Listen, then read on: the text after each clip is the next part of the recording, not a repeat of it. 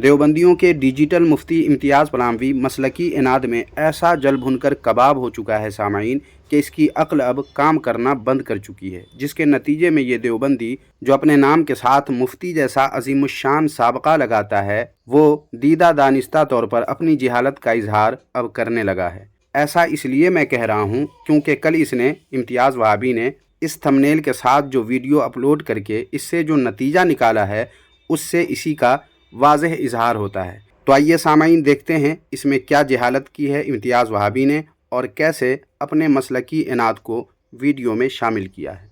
बातिल करद करेंगे हम हैं बरेली वाले। मोहम्मद इम्तियाज़ पलामवी मुअज़्ज़ज़ नाज़रीन, जैसा कि आप हज़रात सोशल मीडिया पर देख रहे हैं कि बरेलवी दीन व मज़हब के बानी, बरेलवी दीन व मज़हब के मुजद्दिद, बरेलवी दीन व मज़हब के आला हज़रत के कुफ्र ईमान पर बहस चल रही है। वही बरेलवी दीन व मज़हब के बानी, बरेलवी दीन व मज़हब के आला हज़रत जो एक सदी पहले उम्मत मुस्लिमा पर कुफ्र के फतवे लगाते रहे, दुनिया को काफिर बनाते रहे। सामाईन, आपको मालूम होगा कि बरेली मज़हब और उसके बानी आला हज़रत रहमतुल्लाह अलैह हैं। इस पर दलील पेश करने की इस बेगैरत दज्जाल इम्तियाज़ वहाबी को मैंने 20 वीडियो में कहा है, मगर कुत्ते की दुम टेढ़ी की तस्वीर बनकर आज तक अपने इस इल्ज़ाम व बहतान पर कोई दलील ये इम्तियाज़ वहाबी नहीं दे सका। लिहाजा जो भी देवबंदी इस वीडियो को सुन रहा है, देख रहा है, उसको चाहिए कि इस दज्जाल बेगैरत इम्तियाज़ वहाबी को गैरत दिलाए और अपनी बात पर दलील पेश करने कहे। दूसरी बात यह है सामाईन कि इसने आला हज़रत रहमतुल्लाह अलैह के बारे में ये कहा कि वो उम्मत मुस्लिमा पर कुफ्र के फतवे लगाते रहे, दुनिया को काफिर बनाते रहे। हालांकि इसके घर की इस किताब जिसका नाम है मुसलमान कौन है और काफिर कौन, इसके सफ़ा नंबर 11 पर इदरीस कांधलवी लिखता है, देखें उन्वान में लिखा है कि उलमा किसी को काफिर बनाते नहीं अलबत्ता बताते हैं। लेकिन ये जाहिल दज्जाल इम्तियाज़ वहाबी ने क्या कहा कि उन्होंने काफिर बनाया। खैर आगे देखिए, लिखता है कि हज़रत हकीमुल उम्मत मौलाना अशरफ अली थानवी ये फरमाया करते थे कि उलमा किसी को काफिर नहीं बनाते और ना कोई किसी को काफिर बना सकता है। गौर से सुनिए, क्या कहा अशरफ अली थानवी ने कि उलमा किसी को काफिर नहीं बनाते और ना कोई किसी को काफिर बना सकता है। काफिर तो खुद अपने कौल और फ़ेल से बनता है, अलबत्ता उलमा उसको ये बता देते हैं कि इस कौल और फ़ेल से आदमी काफिर हो जाता है। काफिर बनाना उलमा के इख्तियार में नहीं और बता देना जुर्म नहीं। देख लीजिए आखिरी जुमला क्या है कि काफिर बनाना उलमा के इख्तियार में नहीं और बता देना जुर्म नहीं। आला हज़रत रहमतुल्लाह अलैह ने देवबंदियों के काफिर मौलवियों की कुफ्र को लेकर उसके काफिर होने का फतवा दिया, तो ये इस तरह बयान कर रहा है जैसा कि आला हज़रत रहमतुल्लाह अलैह ने कोई जुर्म किया हो। हालांकि अशरफ अली थानवी ने यहाँ क्या बताया कि बता देना, किसी के कुफ्र को बता देना, ये क्या है, जुर्म नहीं है। अब देखिए आगे लिखा है कि अगर कोई वकील या बैरिस्टर किसी तकरीर या तहरीर के मुतालिक ये बता दे कि ये तकरीर और तहरीर कानूनन बगावत और शदीद तरीन जुर्म है, तो ये नहीं कहा जा सकता कि वकील ने उसको बागी बनाया, बल्कि ये कहा जाएगा कि इस काबिल और नुक्ता रस वकील ने तेरी बगावत को बतला दिया और तेरे बागी होने को जतला दिया ताकि तू पकड़ा न जाए। बिलफ़र्ज़ अगर उस वकील की राय सही भी न हो तब भी ये वकील काबिल तशक्कुर है कि उसने मुतनब्बे तो कर दिया। इसी तरह सामाईन, देवबंदी मुफ्तियों के फतवे की किताबों में ढेरों लोगों के अपने अक़वाल व अफ़आल पर कुफ्र का फतवा दिया गया है। तो क्या इससे इम्तियाज़ वहाबी या कोई भी देवबंदी वहाबी अपने मुफ्तियों को उम्मत मुस्लिमा पर कुफ्र का फतवा लगाने वाला और दुनिया को काफिर कहने वाला कहेगा? नहीं कहेगा ना। क्यों? क्योंकि दुनिया जानती है कि मुफ्ती का काम ही है फतवा देना। मगर ये दज्जाल इम्तियाज़ पलामवी लोगों को अपनी दज्जाली का शिकार बनाने के लिए इतनी वाज़ेह और साफ़ सुथरी बात को भी मसलकी रंग में और बुग़्ज़-ओ इनाद में जल भुनकर इस तरह पेश करके किसी और को तो नहीं, खुद देवबंदियों को ही गुमराह करने की शैतानी कोशिश करता रहता है। काश कि ये बातें देवबंदियों को भी समझ में आ जाए और इस जाहिल इम्तियाज़ वहाबी की जहालत को समझ सके। सिर्फ अपने चंद मुट्ठी भर लोगों के अलावा सबको काफिर साबित करते रहे। आज खुद वो ईमान की भीख मांग रहे हैं। उन्हीं के मानने वालों की तरफ से उन पर ऐसे ऐसे कुफ्र के फतवे लगाए गए कि खुद इनके मानने वाले परेशान और ज़बूहाल नजर आ रहे हैं। कोई भी उनका मानने वाला, कोई भी आला हज़रत का पैरोकार अपने आला हज़रत के ईमान को साबित करने के लिए तैयार नजर नहीं आ रहा है। तुमको नज़र इसलिए नहीं आ रहा है कि तुम ठहरे अंधे नजरी, वरना तेरी बैंड तो हम तकरीबन 2 साल से बजा रहे हैं और आला हज़रत रहमतुल्लाह अलैह और उलमाए अहले सुन्नत का दिफा दलाइल के साथ ऐसे कर रहे हैं جس سے تیری ایک ایک مکاری، دجالی، جہالت و بدعقلی ظاہر ہو کر رہ جاتی ہے۔ اور رہی بات اعلیٰ حضرت رحمۃ اللہ علیہ کے ایمان کی، تو اس کی گواہی تو خود تمہارے ان مولویوں نے دی ہے جن کو تم نہ تو جھوٹا کہہ سکتے ہو اور نہ ہی جاہل، اور نہ ہی اپنے ان مولویوں سے تم بغاوت کر سکتے ہو۔ تو پھر اپنا منہ بند رکھو، اور ایمان کی بھیک تو تم اور تمہارے دیوبندی وہابی ایک صدی سے جھوٹ بول بول کر، مکاری کر کر کے مانگتے آئے ہو۔ لیکن الحمدللہ اعلیٰ حضرت رحمۃ اللہ علیہ کی شان تو یہ ہے کہ ان کے عشق و ایمان کی گواہی وہ لوگ دیتے رہے ہیں اور اب بھی دے رہے ہیں جن کو تم دیوبندی وہابی اپنا اکابر کہتے ہو۔ پھر بھی ایسی بات کرتے ہوئے تمہیں شرم نہیں آتی ہے؟ سب سے پہلے آپ بریلوی دین و مذہب کے بانی، بریلوی دین و مذہب کے مجدد، بریلوی دین و مذہب کے اعلیٰ حضرت کی مشہور کتاب العطایہ النبویہ فی الفتاوی الرضویہ، یعنی کہ فتاوی رضویہ کے نام سے مشہور ہے، جلد نمبر 6، رضا اکیڈمی ممبئی کی چھپی ہوئی کتاب ہے، صفحہ نمبر ہے 77 پہلے سوال سن لیجیے۔ کیا فرماتے ہیں علماء دین اس مسئلے میں کہ ایک شخص کا عقیدہ ہے کہ اللہ و رسول صلی اللہ علیہ وسلم کا علم برابر ہے۔ توجہ فرمائیے گا، ایک شخص کا عقیدہ ہے کہ اللہ کا اور اللہ کے رسول صلی اللہ علیہ وسلم کا علم برابر ہے، اس میں عطائی اور ذاتی کی کوئی قید نہیں ہے، صرف برابر ہے۔ اور دوسرا شخص یہ کہتا ہے کہ رسول اللہ صلی اللہ علیہ وسلم کے وغیبات عطیہ تھے، خدا کے علم کے مقابلے میں حضرت کا علم سمندر کے مقابلے کے ایک قطرے سے بھی کم ہے۔ اور شخص اول شخص دوم کو کافر و مشرک و وہابی جانتا ہے، یعنی جو یہ کہہ رہا ہے کہ اللہ رسول کا علم برابر ہے، یہ شخص اس کو کافر، مشرک اور وہابی جانتا ہے، خواہ عالم ہو یا جاہل۔ اس میں حق کیا ہے اور ان دونوں میں کون کافر ہے کون مسلمان ہے؟ سوال کتنا خطرناک ہے دیکھیے گا۔ اب جواب سنیے۔ الجواب، علم الہی سے مساوات کا دعویٰ بے شک باطل و مردود ہے۔ اللہ تعالیٰ کے علم کے برابر حضور کا علم کا دعویٰ یہ بے شک باطل و مردود ہے، مگر تکفیر اس پر بھی نہیں ہو سکتی، تکفیر نہیں ہو سکتی۔ کوئی شخص یہ کہے کہ اللہ اور اللہ کے رسول کا علم بالکل برابر ہے۔ بریلوی مجدد یہ کہہ رہے ہیں کہ یہ دعویٰ تو غلط ہے، لیکن پھر بھی ایسا کہنے والے کی تکفیر نہیں ہو سکتی، اس کو کافر نہیں کہہ سکتے، جبکہ بعطائے الہی مانے۔ اور بلا شبہ حق یہی ہے کہ تمام انبیاء و مرسلین و ملائکہ مقربین و اولین و آخرین کے مجموعہ علوم مل کر علم باری سے وہ نسبت نہیں رکھتے جو ایک بوند کے کروڑویں حصے کو کروڑوں سمندروں سے ہے۔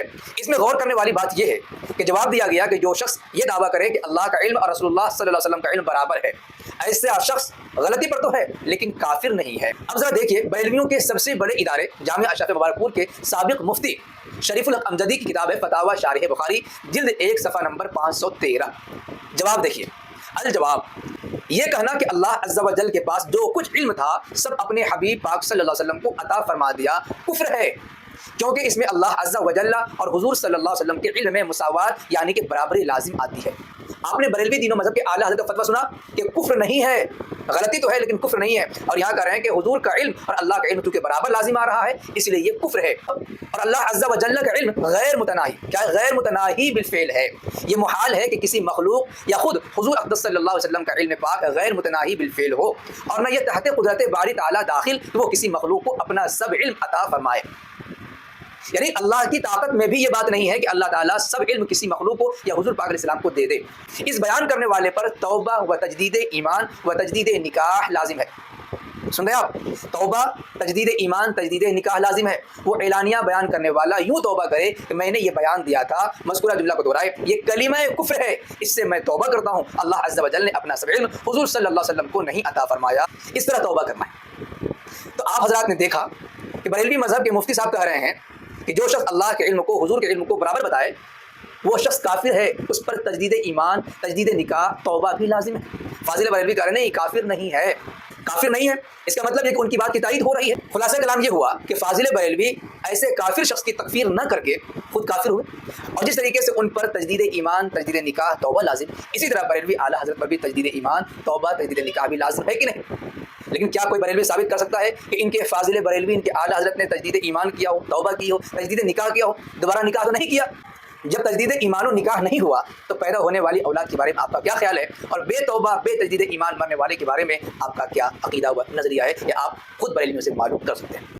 تو سن لیا آپ نے سامعین، دو فتوے کی کتابوں سے سوال و جواب لے کر ان دونوں کو ایک کر کے کیا معنی مطلب کشید کیا یہ بھی آپ نے سن لیا۔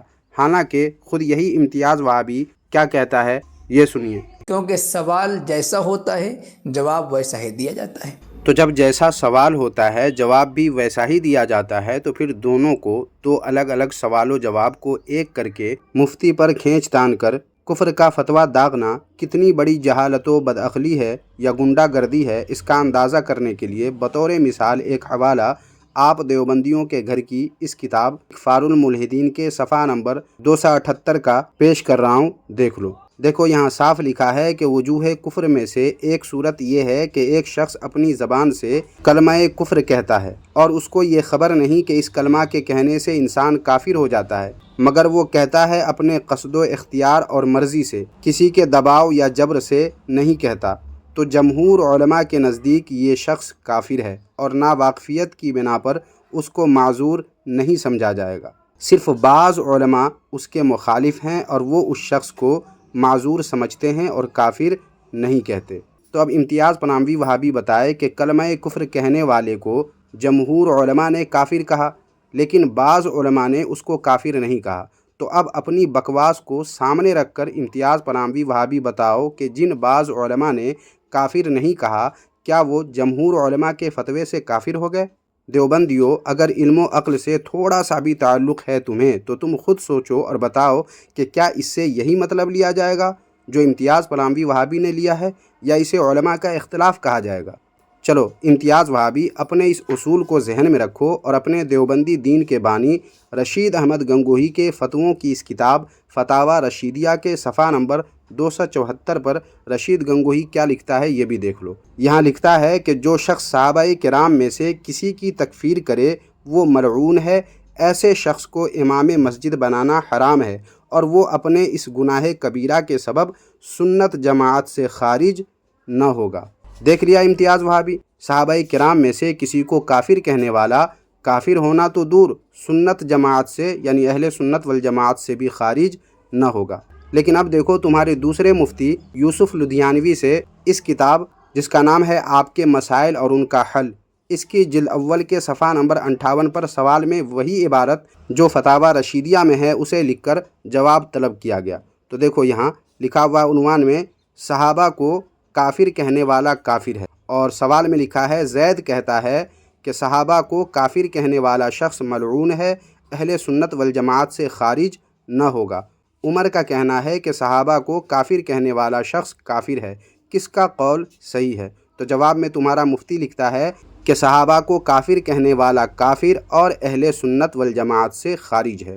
اسی طرح تمہارا شادی اسپیشلسٹ مفتی طارق مسعود کیا کہتا ہے یہ بھی سن لو۔ اور کسی بھی صحابی کو کوئی شخص جو ہے اگر معاذ اللہ نقل کفر کافر سمجھتا ہے تو ہم اس کو مسلمان نہیں سمجھتے۔